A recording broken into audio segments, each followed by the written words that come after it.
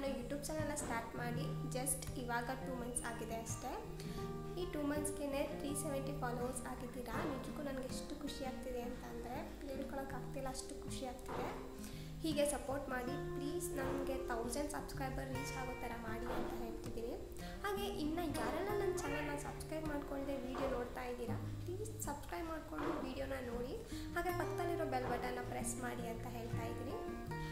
ಇವತ್ತಿನ ವೀಡಿಯೋ ಯಾವುದ್ರ ಬಗ್ಗೆ ಇದೆ ಅಂತ ನಿಮ್ಗಾಗಲೇ ಟೈಟಲ್ ನೋಡಿ ಗೊತ್ತಾಗಿರ್ಬೋದು. ಹೌದು, ಯಾರೆಲ್ಲ ಆಫೀಸ್ಗೆ ಹೋಗ್ತೀರಾ, ಕಾಲೇಜ್ಗೆ ಹೋಗ್ತೀರಾ, ವರ್ಕ್ ಹೋಗ್ತೀರಾ, ಇವರೆಲ್ಲ ಹೇಗೆ ಸಿಂಪಲ್ಲಾಗಿ ಮೇಕಪ್ ಮಾಡ್ಕೋಬೋದು ನ್ಯಾಚುರಲ್ ಆಗಿ ಅಂತ ನಾನು ಇವತ್ತು ಈ ವಿಡಿಯೋದಲ್ಲಿ ತಿಳಿಸ್ಕೊಡ್ತಾ ಇದ್ದೀನಿ. ಬನ್ನಿ ಬೇಗ ವಿಡಿಯೋ ಸ್ಟಾರ್ಟ್ ಮಾಡೋಣ, ಲೇಟ್ ಮಾಡೋದು ಬೇಡ. ನಾನು ಇವಾಗ ಜಸ್ಟ್ ಫೇಸ್ ವಾಶ್ ಮಾಡಿದ್ದೀನಿ ಅಷ್ಟೇ. ನಾನು ಯಾವುದೇ ರೀತಿ ಪ್ರಾಡಕ್ಟ್ನ ಯೂಸ್ ಮಾಡಿಲ್ಲ ಸ್ಕಿನ್ ಮೇಲೆ. ನಾವು ರೆಗ್ಯುಲರ್ ಆಗಿ ಯೂಸ್ ಮಾಡುವಂತಹ ಫೇಸ್ ವಾಶಿಂದ ಫೇಸ್ ವಾಶ್ ಮಾಡ್ಕೊಳ್ಳಿ. ಅದಾದಮೇಲೆ ಸ್ವಲ್ಪನೂ ನೀರಿಲ್ಲದೆ ಇರೋ ಹಾಗೆ ಅದನ್ನು ವೆಟ್ ಮಾಡ್ಕೊಳ್ಳಿ. ಅದಾದ ನಂತರ ನಾನು ಫಸ್ಟ್ ಯೂಸ್ ಮಾಡೋದು ರೈಸ್ ವಾಟರ್ ಟೋನರ್. ಈ ರೈಸ್ ವಾಟರ್ ಟೋನರ್ ಇದೆಯಲ್ಲ, ಇದು ಹೋಮ್ ಮೇಡ್, ನಾನು ಮನೆಯಲ್ಲೇ ಮಾಡಿರುವಂತಹ ಟೋನರ್. ಇದನ್ನು ಹೇಗೆ ಮಾಡೋದು ಅಂತ ಬೇಕಿದ್ದರೆ ಕಮೆಂಟ್ ಸೆಕ್ಷನಲ್ಲಿ ತಿಳಿಸಿ. ನಾನು ಇದನ್ನು ನಿಮಗೆ ವಿಡಿಯೋ ಮಾಡಿ ಅಪ್ಲೋಡ್ ಮಾಡ್ತೀನಿ. ನಾನು ಏನಿಲ್ಲ ಅಂದರೂ 3 ಮಂತ್ಸಿಂದ ಈ ಟೋನರ್ನ ಯೂಸ್ ಮಾಡ್ತಾ ಇದ್ದೀನಿ. ರೈಸ್ ವಾಟರ್, ರೈಸಿಂದ ಏನೆಲ್ಲ ಬೆನಿಫಿಟ್ ಇದೆ ಅಂತ ನಿಮಗೆ ಗೊತ್ತಿರ್ಬೋದು ಸ್ಕಿನ್ಗೆ. ಇದು ಆ್ಯಂಟಿ ಏಜ್ನಿಂಗ್ ಆಗಿ ವರ್ಕ್ ಮಾಡುತ್ತೆ ಆ್ಯಂಡ್ ನಮ್ಮ ಫೇಸ್ಗೆ ಗ್ಲೋ ಕೊಡುತ್ತೆ. ನಾನು ಇದರ ಹೋಮ್ ಮೇಡ್ ಮಾಡಿರೋದು. ಸೊ ಫಸ್ಟ್ ನಾನು ಇದನ್ನು ಅಪ್ಲೈ ಮಾಡ್ತೀನಿ. ನೋಡಿದ್ರಲ್ಲ, ಈಗ ಅಪ್ಲೈ ಮಾಡಾಯಿತು. ಜಸ್ಟ್ ಇದನ್ನು ಫೇಸ್ ಮೇಲೆ ಟ್ಯಾಪ್ ಮಾಡಬೇಕು.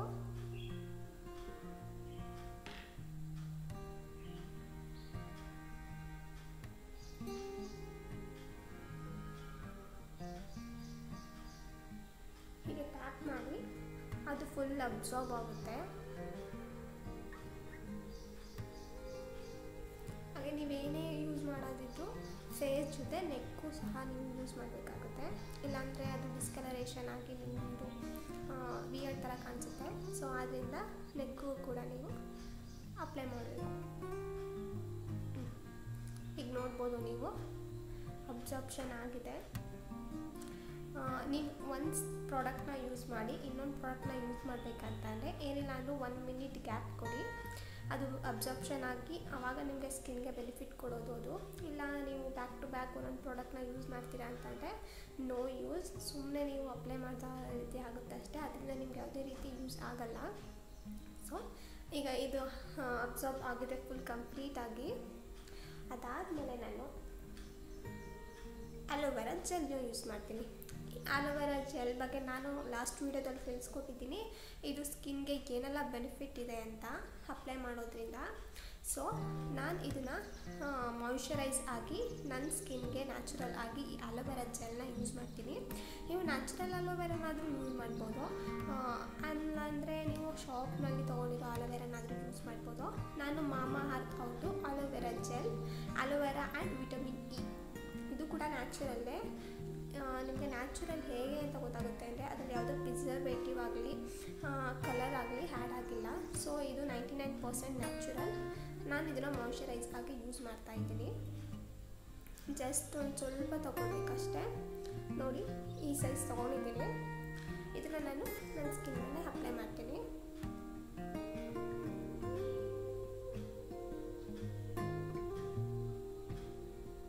ಹಿಂಗೆ ನೀವು ಮಸಾಜ್ ಮಾಡ್ಬೋದು, ಇಲ್ಲಾಂದರೆ ಸರ್ಕ್ಯುಲರ್ ಮೋಷನಲ್ಲಿ ಹಾಗೆ ಅಪ್ಲೈ ಮಾಡ್ಬೋದು. ನಾನು ಹೇಳೋದಾದರೆ ಮಸಾಜ್ ಮಾಡಿ ಅಂತ ಹೇಳ್ತೀನಿ. ಬಿಕಾಸ್ ಅದು ನಿಮ್ಮ ಸ್ಕಿನ್ಗೆ ಇನ್ನೂ ಚೆನ್ನಾಗಿ ಅಬ್ಸಾರ್ಬ್ ಆಗುತ್ತೆ. ಹಾಗೆ ಫೈನ್ ಲೈನ್ಸ್ ಎಲ್ಲ ಹೋಗೋಕ್ಕೆ ಹೆಲ್ಪ್ ಮಾಡುತ್ತೆ.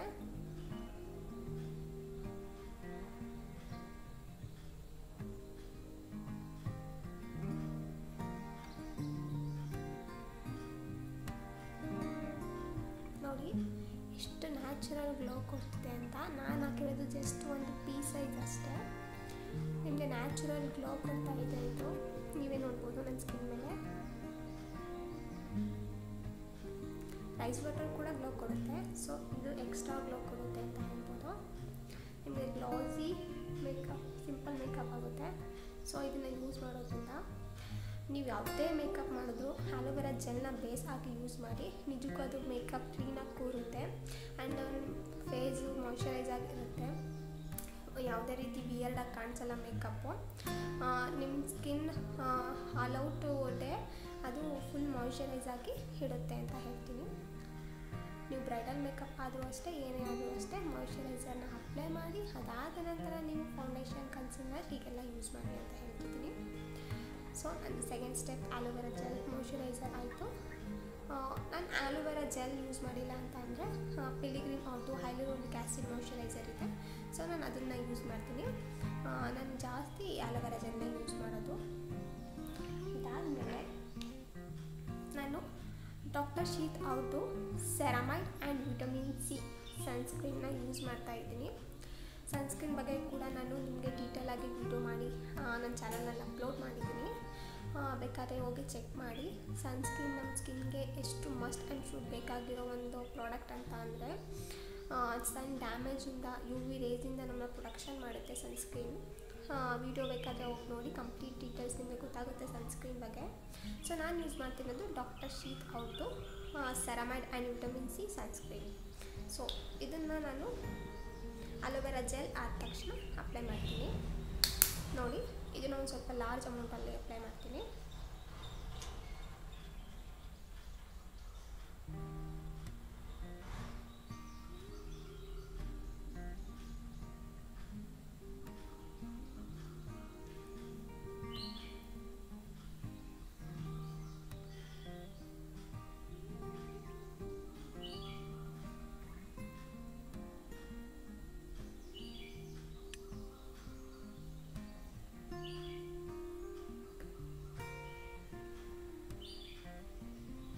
ಸೊ ನಿಮ್ಮ ಕಣ್ಣಿಗೂ ಸಹ ನೀವು ಅಪ್ಲೈ ಮಾಡಬೇಕು.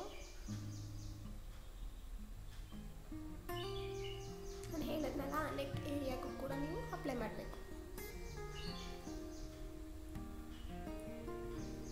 ನೋಡಿ, ಜಸ್ಟ್ 3 ಇಂಗ್ರೀಡಿಯೆಂಟ್ಸಿಂದ ನನ್ನ ಸ್ಕಿನ್ ಮೇಲೆ ಎಷ್ಟು ಗ್ಲೋ ಬಂದಿದೆ ಅಂತ.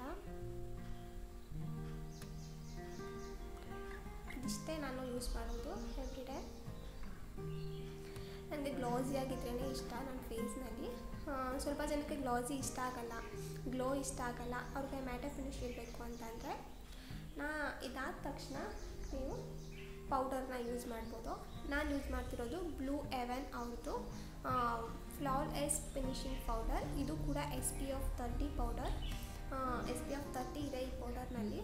ಸೊ ಗ್ಲಾಸಿ ಲುಕ್ ಬೇಡ ಅಂತ ಅಂದರೆ ಈ ಪೌಡರ್ನ ನೀವು ನಿಮ್ಮ ಹತ್ರ ಯಾವ ಪೌಡರ್ ಇದೆ ಅದನ್ನು ಯೂಸ್ ಮಾಡ್ಬೋದು. SPF ಪೌಡರ್ನ ಯೂಸ್ ಮಾಡ್ತಾಯಿದ್ದೀನಿ.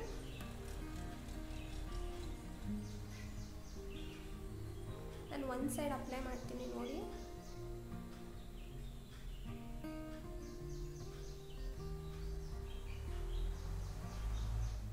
ನೀವೇ ನೋಡಿ ಡಿಫ್ರೆನ್ಸ್. ಈ ಕಡೆ ಮ್ಯಾಟ್ ಇದೆ, ಈ ಕಡೆ ಗ್ಲೋಯಿಂಗ್ ಫಿನಿಶಿಂಗ್ ಇದೆ. ನಿಮಗೆ ಗ್ಲೋಯಿಂಗ್ ಬೇಡ ಅಂತ ಅಂದರೆ ಈ SPF ಪೌಡರ್ನ ಅಪ್ಲೈ ಮಾಡಿ. ಇದು ನಮ್ಮ ಮೇಕಪ್ನ ಸೆಟಲ್ ಆಗಿ ಕೂರೋಕ್ಕೆ ಹೆಲ್ಪ್ ಮಾಡುತ್ತೆ ಪೌಡರು. ಹಾಗೆ ಆಯಿಲ್ ಸೆಕ್ರೇಷನ್ ಆಗಲ್ಲ ಫೇಸ್ನಲ್ಲಿ.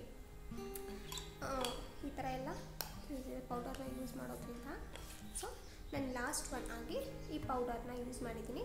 ನಾನು ಇದನ್ನು ಎವ್ರಿಡೇ ಯೂಸ್ ಮಾಡಲ್ಲ. ನನಗೇನಾದರೂ ಗ್ಲಾಸಿ ಬೇಡ, ಮ್ಯಾಟ್ ಫಿನಿಶ್ ಬೇಕು, ಇಲ್ಲಾಂದರೆ ಏನಾದರೂ ಫಂಕ್ಷನ್ ಇದೆ, ಹೊರಗಡೆ ಜಾಸ್ತಿ ನಾನು ಲಾಂಗ್ ಡೇ ಸ್ಟೇ ಆಗ್ತೀನಿ, ಆಯಿಲ್ ಸೆಕ್ರೇಷನ್ ಆಗುತ್ತೆ ಅನ್ನೋ ಟೈಮ್ನಲ್ಲಿ ಮಾತ್ರ ನಾನು ಇದನ್ನು ಯೂಸ್ ಮಾಡೋದು. ನಾನು ಎವ್ರಿಡೇ ಇದನ್ನು ಯೂಸ್ ಮಾಡಲ್ಲ. ಜಸ್ಟ್ 3 ಇಂಗ್ರೀಡಿಯೆಂಟ್ಸ್ ಹೇಳಿದ್ನಲ್ಲ, first toner, moisturiser and sunscreen. ಇದು ಮೂರನ್ನು ನಾನು must and should everyday use ಮಾಡ್ತೀನಿ. ನೋಡಿದ್ರಲ್ಲ, ಇದಿಷ್ಟು ನಾನು ಸ್ಕಿನ್ಗೆ ಯೂಸ್ ಮಾಡುವಂತಹ ಪ್ರಾಡಕ್ಟ್ ಎವ್ರಿಡೇ ಅಂತ ಹೇಳ್ಬೋದು.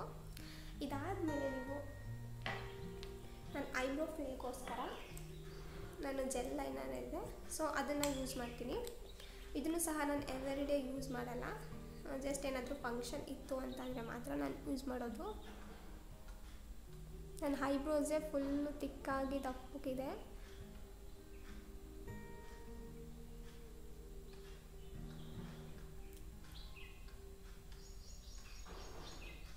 ನೋಡಿ, ನಾನೇನು ಜಾಸ್ತಿ ಏನು ಯೂಸ್ ಮಾಡಲ್ಲ, ಜಸ್ಟ್ ಬ್ರೌನ್ ಕಲರ್ ಯೂಸ್ ಮಾಡ್ತೀನಿ. ನಾನು ಬ್ಲ್ಯಾಕ್ ಕಲರ್ ಯೂಸ್ ಮಾಡಲ್ಲ.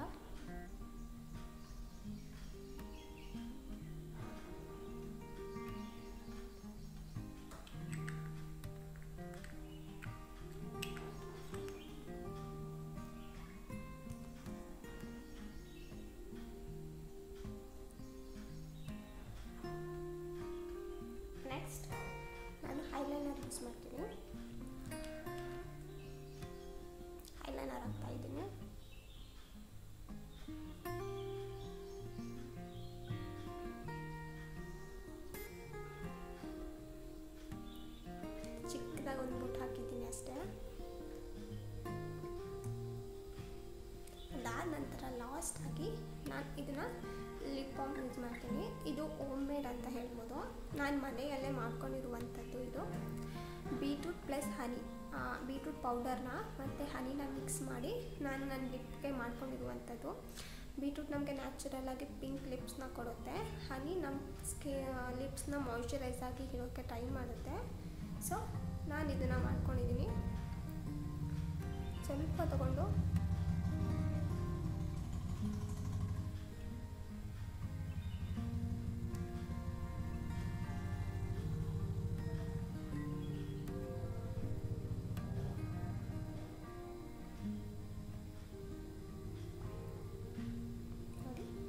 ನ್ಯಾಚುರಲ್ ಆಗಿ ಪಿಂಕ್ ಕಲರ್ ಕೊಡ್ತು. ಸೊ ನಾನು ಎವ್ರಿಡೇ ಇದನ್ನ ಯೂಸ್ ಮಾಡೋದು. ನಾನು ಇದನ್ನು 15 ಡೇಸ್ ಒನ್ಸ್ ಮಾಡ್ಕೊತೀನಿ. ಅದು 15 ಡೇಸ್ ಆದಮೇಲೆ ಹೊಸದಾಗಿ ಇನ್ನೊಂದ್ಸಲ ಮಾಡ್ಕೋಬೇಕಾಗುತ್ತೆ. ಜಸ್ಟ್ ಬೀಟ್ರೂಟ್ ಆ್ಯಂಡ್ ಹನಿ. ನೋಡಿದ್ರಲ್ಲ, ಇದಿಷ್ಟೇ ನಾನು ಎವ್ರಿಡೇ ಮಾಡ್ಕೊಳ್ಳೋ ಮೇಕಪ್.